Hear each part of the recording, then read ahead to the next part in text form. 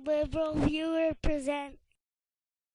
So even though my friend Thunderfoot recently made an excellent video criticizing Fox News commentator Glenn Beck, and even though I've made a lot of videos showing other ideological bias on Fox News, I've paid little attention to Glenn Beck in my videos since he started on Fox News in January because, as I pointed out in my one video mentioning Beck, he is an admitted stand-up comedian, not a journalist, not an expert, and not even really a pundit, as another fake pundit, Stephen Colbert, pointed out on his Comedy Central show, The Colbert Report, last week in this clip. What Glenn believes is irrelevant. He has said himself that he is not a journalist, he's just a rodeo clown, and if you believe what he says, you're an idiot. Which itself proves that Glenn believes what he says. But despite that joke, whether Glenn Beck actually believes what he says or it's all just for entertainment is something of an open question, which Stephen Colbert also noticed Glenn Beck noticing himself in this clip. Now, recently, Glenn Beck defended his feelings with a sincere and impassioned defense of the sincerity of his passion. I either believe what I say or I'm a fraud. And I respect Glenn for not telling us which one it is.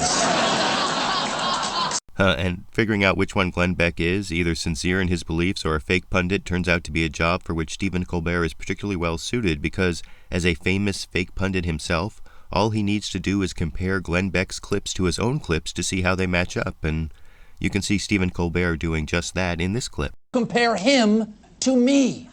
Jim? Acorn and their powerful union friends get a seat at the bargaining table, and you don't. You don't even know about it. This shadowy group of community organizers is up to something. China has started buying up natural resources. I'll show you how that affects us tomorrow and why your kids should start learning to speak Mandarin. People of America, we have got to stop China.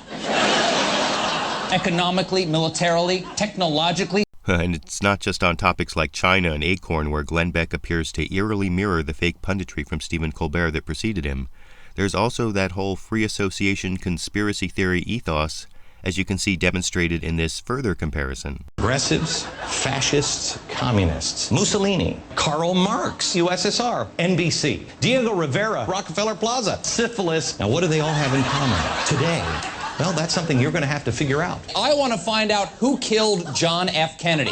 Okay, Kennedy, Kennedy Airport, O'Hare Airport, Chief O'Hara, Kansas City Chiefs, Kansas City Royals, King Arthur, Camelot, John F. Kennedy. Oh my God, it was suicide.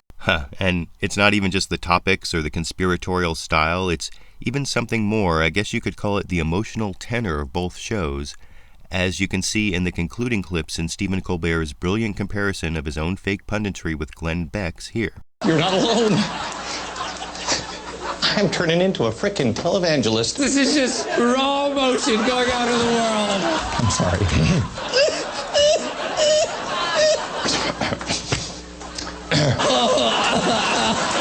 I want the Emmy. Emmy, please.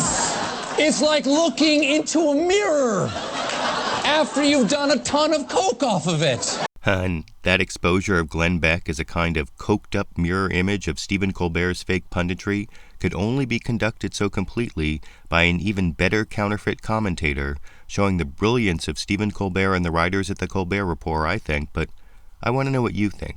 Did this side-by-side comparison of fake punditry reveal the true nature of Glenn Beck's broadcast persona?